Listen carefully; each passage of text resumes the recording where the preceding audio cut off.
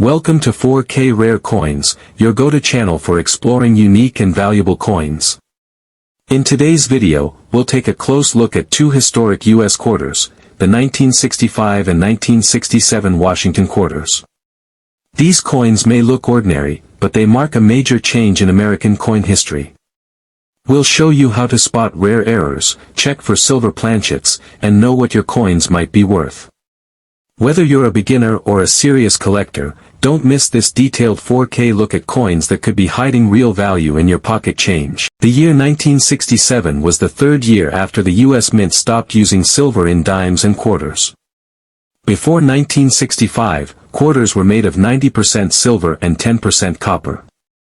But in 1965, because the price of silver was getting too high and people were hoarding coins, the government passed a law called the Coinage Act of 1965.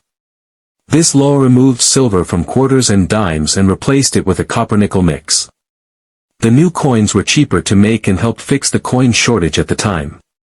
So, the 1967 quarter is made with a copper core and a layer of nickel on the outside. It weighs 5.67 grams, has a diameter of 24.3 millimeters, and has a reeded edge, which means it has little grooves on the side. If you look at the edge of a 1967 quarter, you'll see a thin copper line. That's how you know it's not made of silver.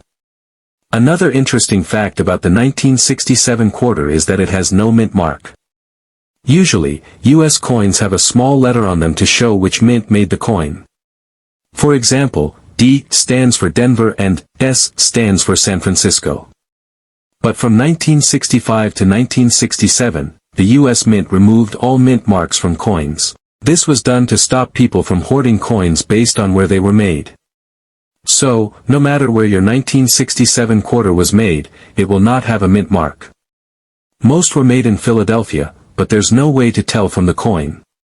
In 1967, the U.S. Mint made a huge number of quarters, more than 1.5 billion. Because of this, the 1967 quarter is very common, and most of them are not worth more than their face value, which is 25 cents. If your coin has been used a lot, which most have, it's probably only worth a quarter. However, if you have a 1967 quarter in really good condition, shiny, with no scratches or wear, it could be worth a little more to collectors, maybe $1 to $5. If it's in mint state, MS65 or higher, it might be worth $10 to $30, depending on the quality. There's also a special version of the 1967 quarter that came in something called a special mint set, SMS. These sets were sold by the U.S. Mint from 1965 to 1967 instead of the usual proof sets. SMS coins are better made than regular coins, with a shinier finish and sharper details, but they are not quite as fancy as proof coins. If you have a 1967 quarter from an SMS, and it is in very nice condition, it might be worth $5 to $15, or even more if it's a high grade. Like most coins, some 1,967 quarters have errors. These are coins that were made with mistakes, and collectors often find them interesting and valuable. Some error types include off-center strikes, where the design is not centered on the coin. Double dies, where parts of the design look doubled.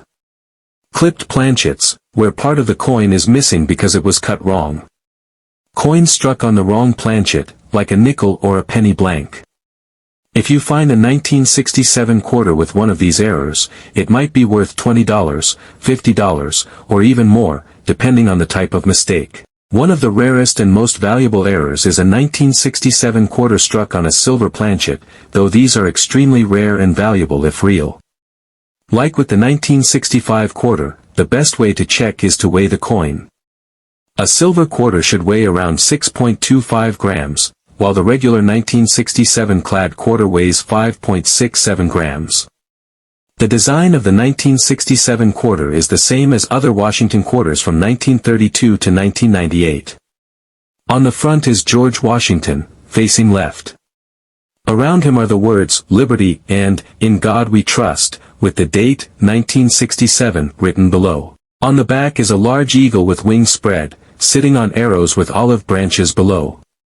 Around the top and bottom are the words, United States of America, e pluribus unum, and, $quarter. To sum it up, the 1967 Washington quarter is a common coin that is easy to find and fun to collect. It has no mint mark, is made of copper nickel, and is not made of silver. Most are worth only 25 cents, but ones in great condition or with special errors can be worth more. If you have one that looks unusual or very shiny, it might be a good idea to have it checked by a coin expert or weighed to see if it's something special. If you are collecting coins, the 1967 quarter is a great coin to start with. It's cheap, easy to find, and it teaches you a lot about changes in U.S. coin history. You can try to collect one in great shape, or from a special mint set, or even look for rare errors. Just remember to keep your coins safe by not cleaning them and storing them in a coin holder or album. Even common coins can be fun and interesting if you learn their story, and the 1967 quarter has a lot of history behind it. The 1965 Washington quarter is a coin from the United States worth 25 cents. It has the face of George Washington on the front and an eagle on the back. This coin is very common and was made in huge numbers. It was the first year that the U.S. Mint stopped using silver in quarters and started using cheaper metals instead. Before 1965, quarters were made of 90% silver and 10% copper. But in 1965, the mint changed the metal to a copper core with a nickel coating. This new coin was lighter and cheaper to make. The reason for the change was that silver was getting expensive, and people were hoarding coins. There was a shortage of coins in the country, and the government needed a way to keep coins in use. So they passed the Coinage Act of 1965, which allowed the mint to make coins with no silver. Because of this change, the 1965 quarter looks just like the silver ones from 1964, but it is made from different materials. A 1965 quarter weighs about 5.67 grams, while a silver quarter from 1964 weighs about 6.25 grams. One way to tell the difference is to look at the edge of the coin. The 1965 quarter has a copper-colored line on the edge, while the silver one is all silver-colored. This copper line is a quick way to know that it is not silver. Another important thing about the 1965 quarter is that it has no mint mark. A mint mark is a small letter on the coin that tells you where the coin was made. Usually, coins from Denver have a D, and ones from San Francisco have an S. But in 1965, 1966, and 1967, the mint decided to remove mint marks from all coins to stop people from collecting certain types and help more coins stay in use. So number 1965 quarter has a mint mark, no matter where it was made. Most of these coins were made in Philadelphia, but some were also made in Denver and San Francisco.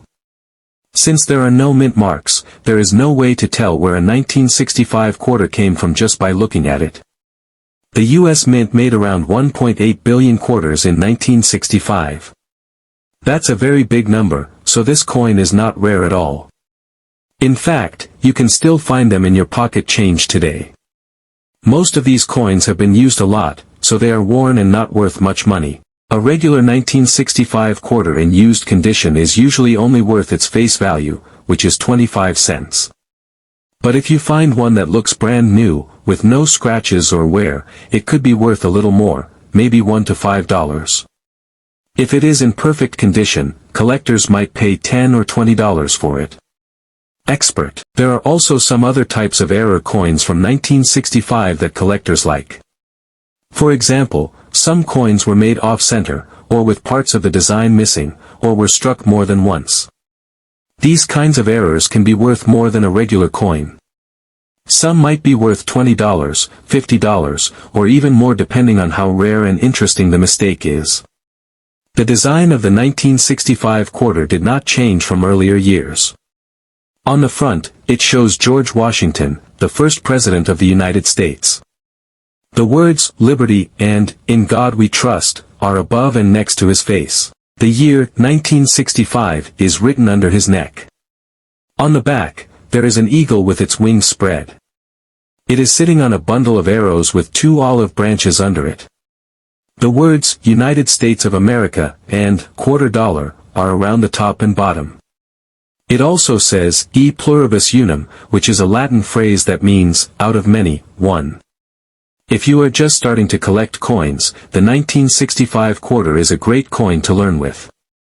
It teaches you about the change from silver to modern metals. Even though it's not rare, it is part of an important time in US coin history. You can try to find one in really good shape, or search for errors or even the rare silver one. You can find them in old coin jars, rolls from the bank, or even in your everyday change. If you want to keep your 1965 quarter in good shape, don't clean it, because that can lower its value. Just store it in a dry place, like a plastic coin holder or a coin album.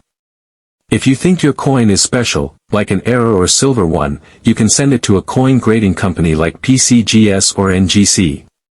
They will look at it, tell you what it is, and put it in a sealed case for protection. This is a good idea if you want to sell the coin or keep it safe. To sum up, the 1965 Washington quarter is a common but interesting coin. It was the first quarter made without silver and without a mint mark. Most of these coins are only worth face value, but some are worth more if they are in perfect condition or have errors. A very rare few were made with silver by mistake, and these are worth a lot of money. If you like coins or want to start collecting, the 1965 quarter is a fun and easy coin to start with.